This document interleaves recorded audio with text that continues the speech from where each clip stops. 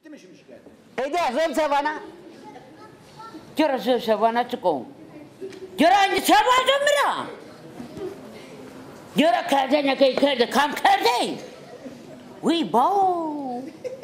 Görü vazde zamına hata ki görü de ne ker başına takara koy. Hatta ne çever yürü ne sanırım. Başefendi diyor da mama. O meyte var bir ata. Başefendi diyor o meyte var diyor buraya gelsin diyor.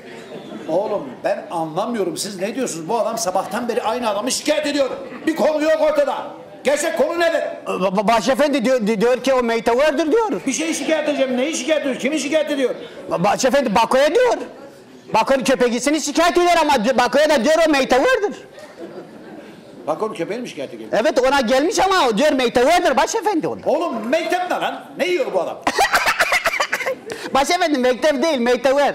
Yani Diyor ceset yemiş.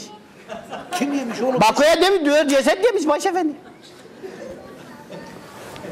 Bu onun şimdi köpeğisini şikayet yapıyor başefendi. Öyle mi? Evet. İnsanları bitirdi. Evet. Sıra kediye köpeğe geldi.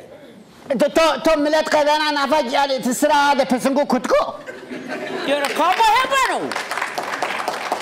Başefendi bana.